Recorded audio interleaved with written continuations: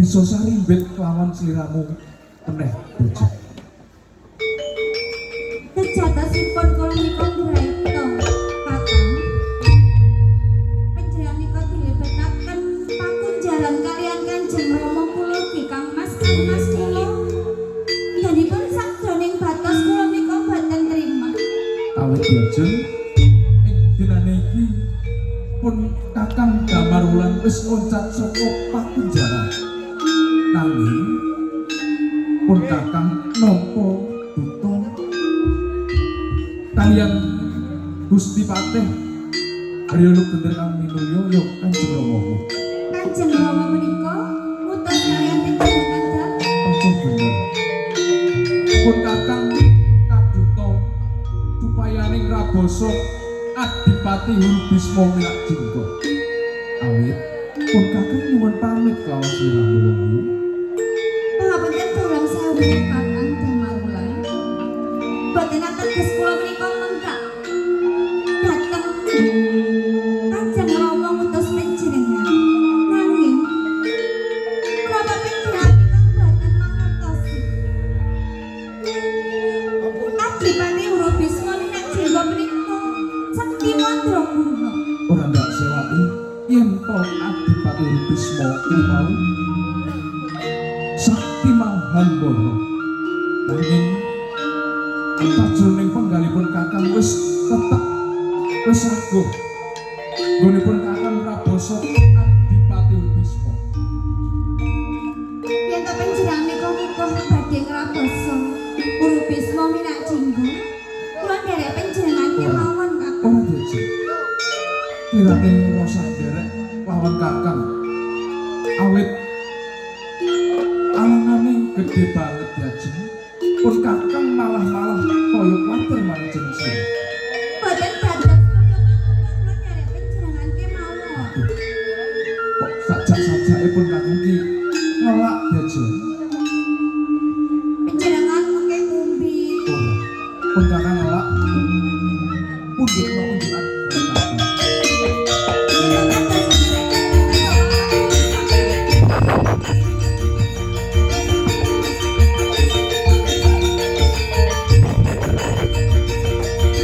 Berjenajah semua sak jejatining pun Kakang Damarwulan ora nikahake yen peninggal kusiran. Awit iki wis kersanipun Kakang supaya bisa ketingalipun. Jajeng pun Kakang pamit.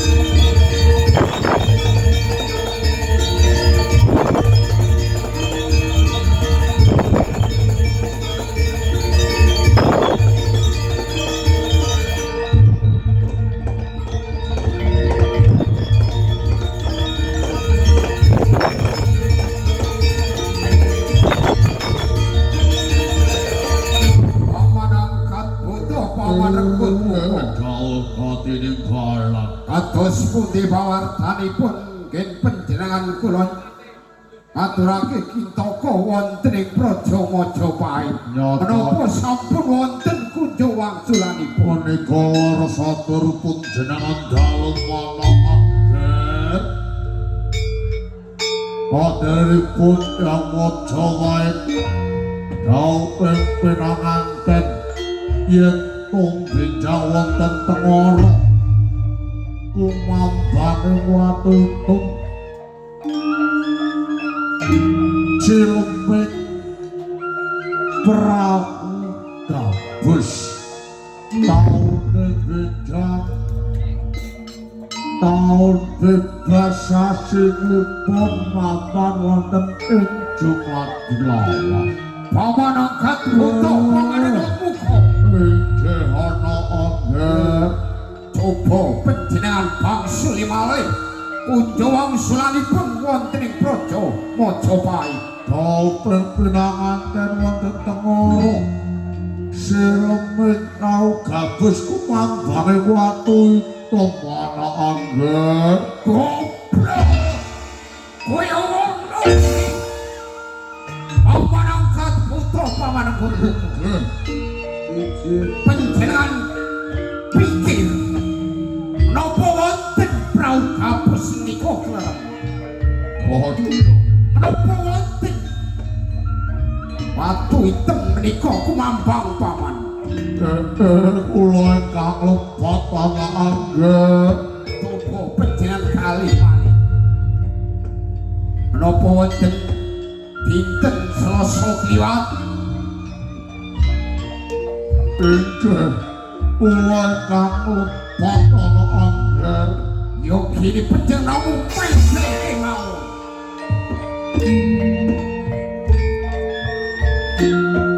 Ayun, kowe prajurit jebule cublok yun. Yun, yen ngono aku kangen karo bojoku wae to puyengan yun.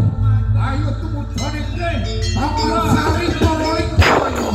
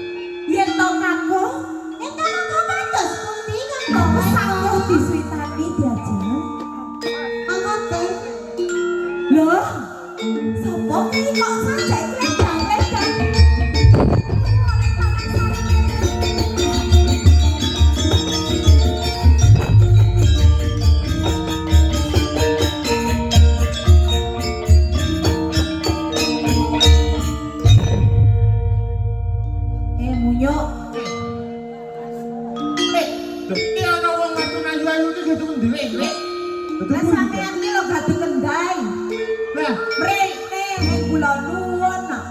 Dora anu ngapunten iki desa pundi? Iki papan wong wadon. Iki Taman Sari Porolinggo. Belik keduk Probolinggo. Kairo Probolinggo. Porolinggo. Porolinggo. Iki Taman Sari Kadipaten Blambangan. Ya selirane kuwi ana wigati apa? Rawuh ledang-ledang jalur gunung ora kula nuwun ki lho. Kula ngeterke niki yo. Oh, Nggih.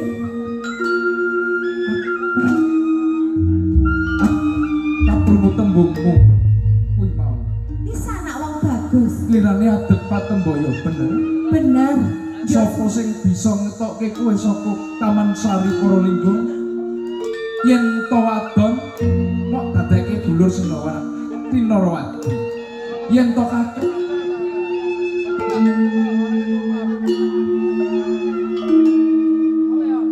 arep mbok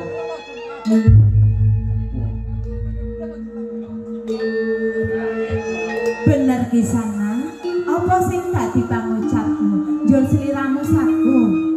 aku saku. Lho, kok iso saku lho?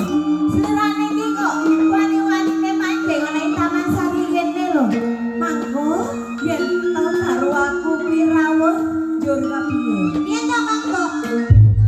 Cinten to? Aku Damarulan pintos rayaning Majapahit. Kang Mas Damarulan. Kanggo ngaboso kahanane Hurubisma Minakjingga. Njur kleresan Kang Mas Damarulan. Slirane kuwi mreboso ana ing Kadipaten Blambangan. Njur kuwi mau gawe tombo loro atiku gelane marang Kang Mas Dipati Kang Mas. Nanging yen to aku oleh mangerteni. Opo pengapesane Adipati Hurubisma Minakjingga? Piyandelipun Goto Sikuni. Goto Sikuni. Diajar puyeng ae kula dawuh nang wae to. Wancine iki Kang Mas Dipati ki sare. Njur saiki tundukno piandele Kang Mas Dipati alon-alon diajar. Nggih nyambung nggih.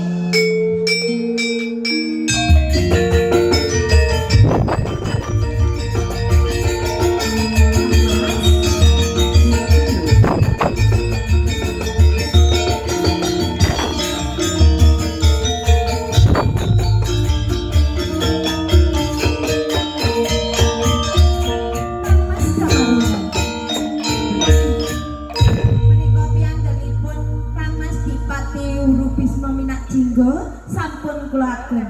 Kang Mas, kula nyuwun pawulen dhateng panjenengan. Piyandelipun Kang Mas sampun panjenengan agem, panjenengan ampun nami sing sapudana. Jiwa raga kula waito puyengan ugi para putri wonten ing Kadipaten Blambangan panjenengan ayomi. Kula nggih saguh panjenengan sitani kok Kang Mas. Tak wis nggonku wis kinasilan ngraboso Hurubisma Minakjingga. Lirane kabeh ndak boyo ngono ing Majapahit. Sumangga panjenengan tampi Kang Mas.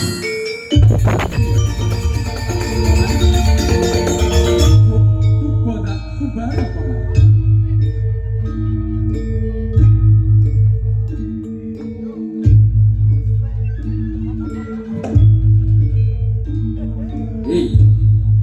Hurubisma Minakjingga. Yen to slirane sakti Mahambara, rinyo angkara sama.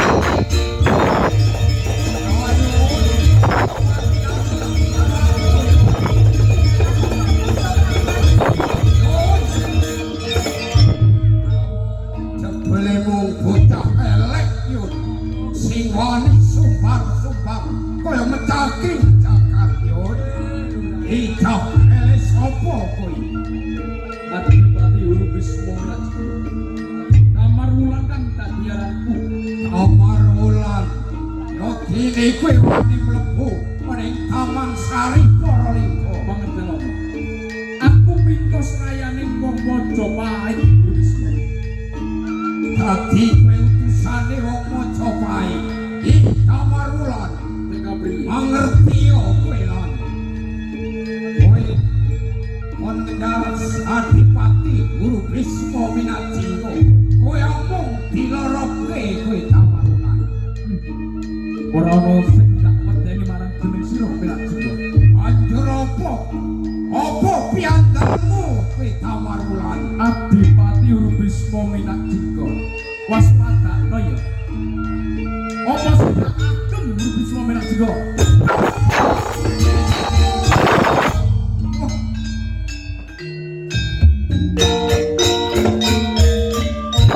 Ayun. Kowe iki piye to Ayun? Aku wis kandha lawali karo kowe. Kyai Godosi ku ning aja keluar saka tanganmu Yun. Tak ibaratake kuwi nyawaku lho Yun. Aturaken klepatan nggih. Kula ingkang lepah. Ya ora dadi baya pangapa Yun.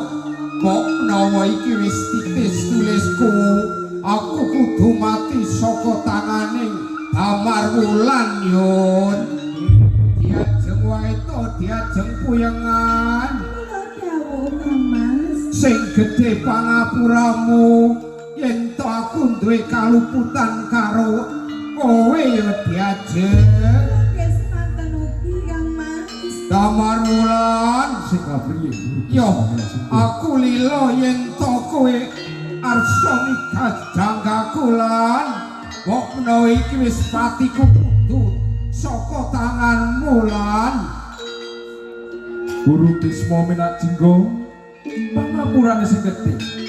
Aku hamong duduhke begitu lawan wong padha Diajeng wae to, diajeng puyengan. Dawuh Wong kang pamit mati. ing dinane iki bakal terpotong jangkarmu Minajinggo.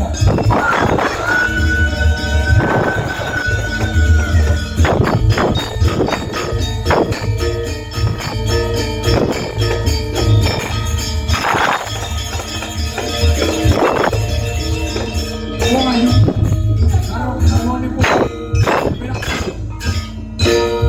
Ing dinane iki Damarwulan wis kirasilan nggone Rabasa Minajinggo.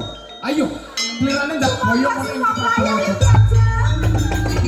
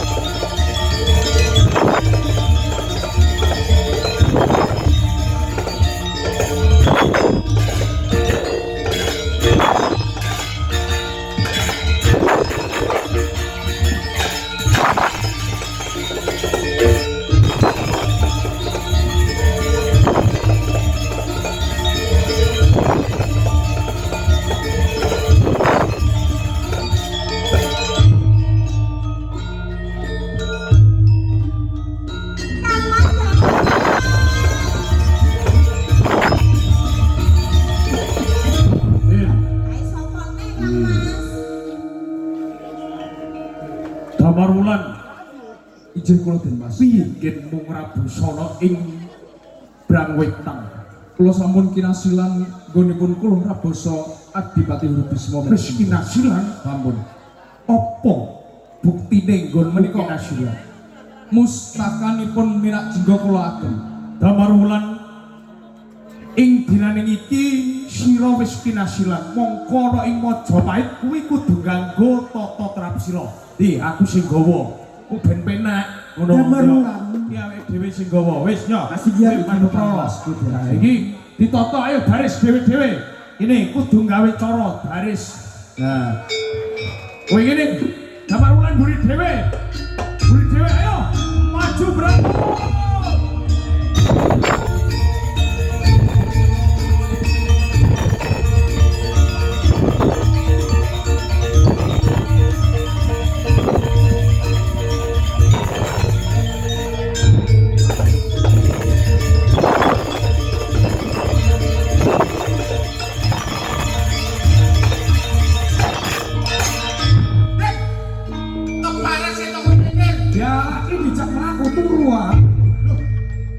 Hei, Kang Yuden. Loh,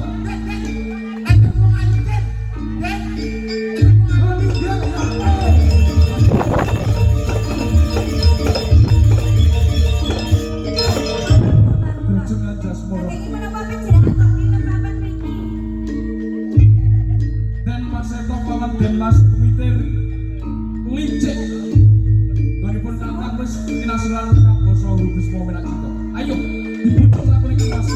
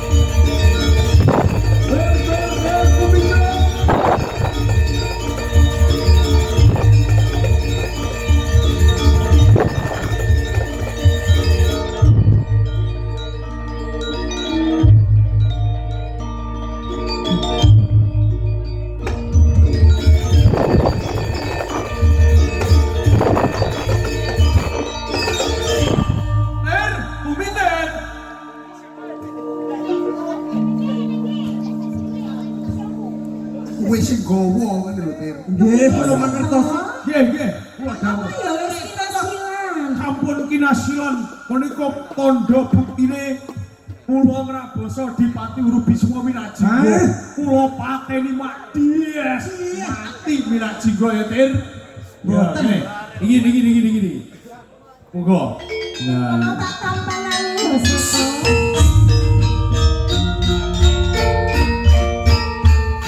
nggih. Tir, kasih ratu, Tir. Kita dados ratu. Bumitir dados Dadi patih ya, Tir. Nah iki Seto, lah kuwi sing bojak kuwi sapa? Niki garwa-garwaning Minajinggo. Ayo ngono ya, Cah. Ya. Oh, jebule kuwi mau garwanipun Guru Bisma Nggih. Nggih, Minajinggo. menika leres. Ya Sinto, salene kowe wis merjayani si Guru Bisma Minajinggo.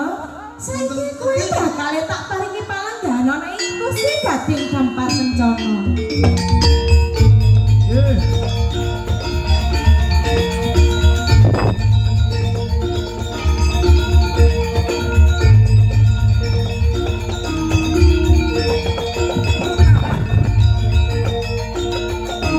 Winner. jauh katinggalan kula, Kang Mas. Aku wis kondo. Nggih. Aku tak undakne, pun Kakang wis dadi ratu. Kuwi dados panjenengan undane yen to panjenengan dados ratu. Ratune apa, Dir? Ratune tikus. Ratune tikus piye to kuwi? Sapa sing maling? Ngawur ae. Kae tak dadekke prameswari, permaisuri sing iki, Dir. Sinten? Iki, Dir, iki, Dir. Ora dadi daya pangapa. Ayo, gene. Kowe pinggir, Dir. Oh, Kowe linggo gene. Linggo gene. sepenting Wis to kowe iki penak ning kene linggo kene, menengo, penak-penak karo aku. Citoke Dir, jikono Dir. Salah siji Dir, kae Dir. nduk. Pela Dir. Kuwi gegeden Dir, aja Dir aku ora kuat kuwi.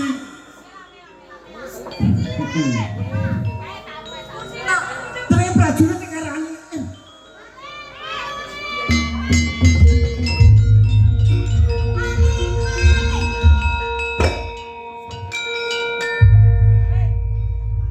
Anjasmara. Kene ngopo? Kowe kandha ana maling iki? Kula goleki maling. Goleki maling. Kanjeng Swita Ratu. Kula madosi maling. Goleki maling. Jasmara, kok kowe jebul-jebul takon ana ratune maling lha kuwi sapa? Ki Kang Mas kula. Dadi ratu, takono wong gintangan kene. Takono wong gintangan. Kok banget. Dadi ratu apus jarene. Ratune maling. Hang Merjaya ni Minak Jinggo iku isun. Oh, Bos. Jare sapa? Jarene. Apa? Rabun kowe. Rabun jauh. Oh, Bos. Wis sing mateni aku. Ayo, Lho mudun, sapa mudun. sing mateni? Moh. Mudun. Sing bisa manen sapa? Ya. Lah ya sing merjayani Huru Bisma Minak Jinggo lah ya seto Kang Masmu to. Apus. Tidak. Buatan. Sing bisa merjayani Huru Bisma Minak Jinggo ya Kakang Damarulan. Damarulan. Damarulan wis mati. Sapa? Jareku ya. Kok Damarulan teko kene penjenengan wani? Wani. Damarulan wis mati. Damarulan.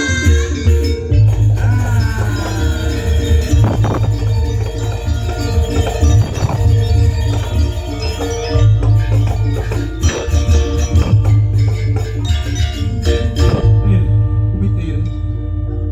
Kowe mau jare mek mati to. Iki piye iki Damarulan isih nang kono.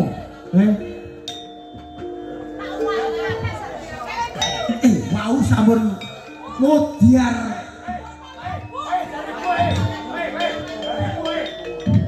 Wis. Lah jare Mas. Saiki ngene wae. Aku bakal adep Patambaya sapa wae sing ngguling jurit. Ya kuwi sing bisa merjayani Guru Bisma Minak Jinggo.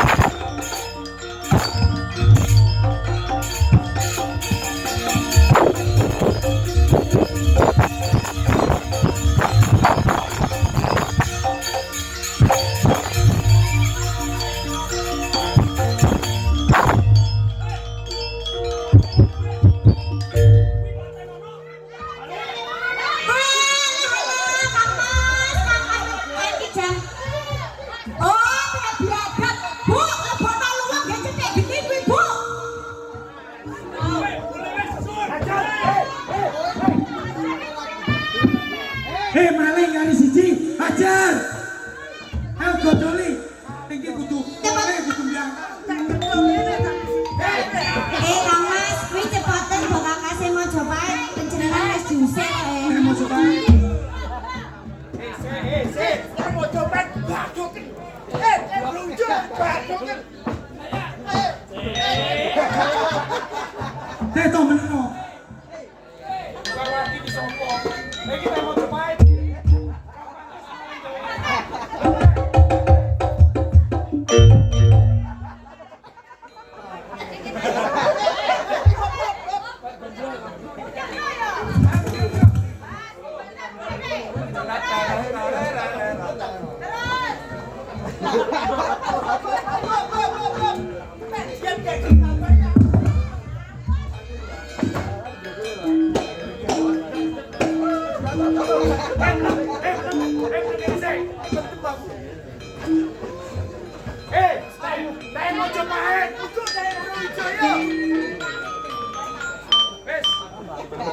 Wes, iki